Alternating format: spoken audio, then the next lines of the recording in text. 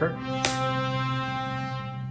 How's it going, everybody? Toy Optics here, coming to you from within the Sarlacc pit, and we are going to go over the newly released DC Universe Retro Superman the Movie Spin Master figure. So these are retro styled 3 3/4 inch figures on a retro inspired card back. And as you can see, I have 4 figures, and I am missing Lois Lane and the Jor-El in the black outfit.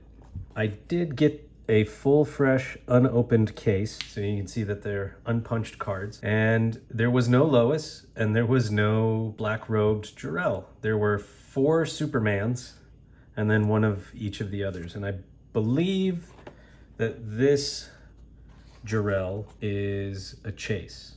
I could be wrong.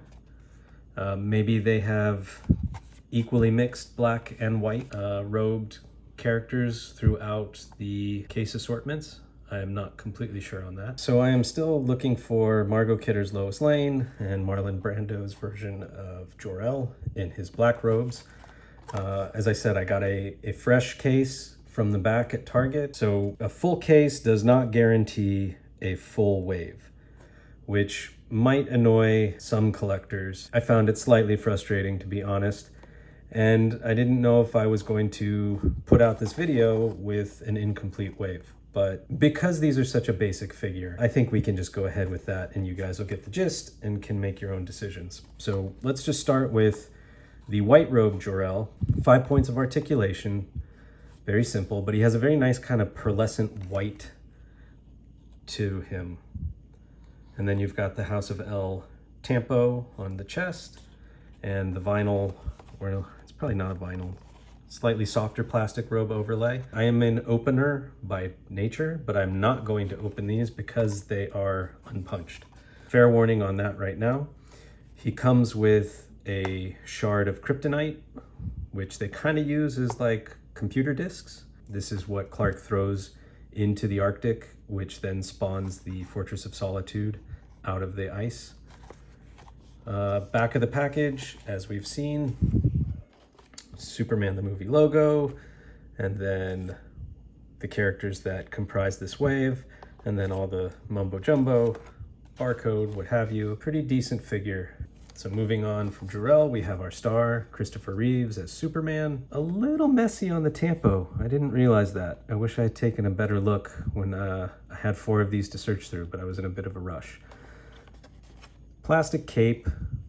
That's a bit of a bummer. It would have been nice to have had cloth, kind of like Super Friends, but I get it. I think most collectors of these are going to keep them carded. And he comes with the kryptonite on a chain that gets put around his neck in the movie. Same back of the package. I think that's going to be consistent throughout. And then next up, we have Gene Hackman, rest in peace.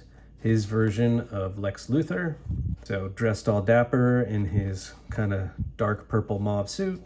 He comes with a copy of the Daily Planet, and he comes with his wig or toupee. I mean, that's a pretty fun accessory, if we're being honest. But again, simple sculpt, simple paint, simple articulation. And last, out of what I currently have for this wave, we have General Zod. Nice little details though, the high boots with the puffy pants like he had in the movie. And then he comes with this, I always kind of thought of it as glass since it sort of shatters, but it's when General Zod and Ursa and Non are trapped in the Phantom Zone, kind of floating freely through space when they're imprisoned there at the beginning of the movie and then eventually break free to wreak havoc upon Superman and Smallville. But really fun. It's got the little, even the little slick back kind of tail on the back of his hair like he did in the movie. All in all, fun wave. I'm sure Lois is also fun and good and done well. And of course, most people are going to want to compare these to, by nature, Super7 ReAction figures, right? Because that's another line, and they make, God, they have so many properties, but it's 5 points of articulation, simple design, simple paint. Again, because these are unpunched cards, I'm not going to open them to compare plastics or any of that nature. But, you know, one thing that we do know with the ReAction line is that you have a nice thick cardstock. And that's actually the same with this line from Spin Master. It's pretty good thick cardstock, and actually it's a tad thicker. It's pretty, it's got some substance, it's got weight to it, as they would refer to with cardstock. It's a pretty heavy weight. Which then also begs the question, right? These figures are $7.99 at Target, retail price. These figures were originally $19.99 retail price. And they may have even gone up a couple bucks with everything that's going around regarding pricing in the toy world. So are these relevant? Are these worth the $20 price point that they're sold at? Which, I mean, that's been a point of debate and contention for years, but it really puts it into perspective when you have another company putting these out for $8.99 retail. And I understand certain things, like this is one license, they're going through one set of sculpting. Super7 has multiple licenses, and there isn't a whole lot of reuse that's able to be done between them. But I mean, you know, if you look at these, with the exception of Superman, who I'm sure will get some repaints in kind of, you know, like Superman 3 when he's in his darker outfit because he's got the red kryptonite and he kind of turns into a bad guy. I mean, we already have some reuse technically within this wave because we have the black robed and the white robed. Again, not sure if this is a chase or not, or if the black one is the chase. But I can't really see that we're going to get too many versions of Zod. He only had one look in the movie. Maybe reusing his head if we get different versions of Lex. Lois is Lois, and I don't think we'll have too many versions of her. So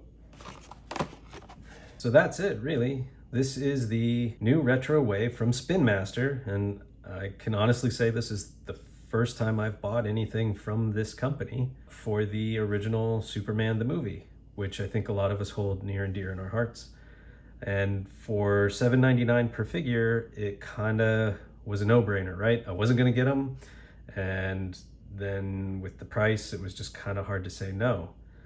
And it definitely makes you think twice when you start looking at figures like this. You know, where is the value? What's considered value? What's considered a good price point? You know, what derives that price point? Yeah, man, if you guys have thoughts similar or contradicting, let me know in the comments. You know, I think that it's a good conversation, especially value and cost of plastic and collection, especially when we get into a more simplistic retro style toy that doesn't have tons of sculpting and tons of articulation. This is all about just kind of hitting the feels, and that's what it does, and it does it really well at a very affordable price point where this hits the feels as well, but not at $20 a figure. And I'll be straight up honest, I do have quite a few of these, and I did not pay retail. I waited, and I either found them on sale or at Ross, usually for less than 10 bucks, which at that point made it worth it to me. So that's kind of where I stand on that side of the argument. You know, I'm not here to put Super7 down. I just think that for what this figure is and what it represents and what we get, $20 is a lot to ask, especially when we see that a company can put out a similar product that hits all the same notes and, you know, has the heavy duty cardstock, and they do it at less than 50% of the price. So that's it, guys. Thank you so much for watching. Be sure to hit like and subscribe, and I will catch you guys later, hopefully on Circle of Jerks. Take care.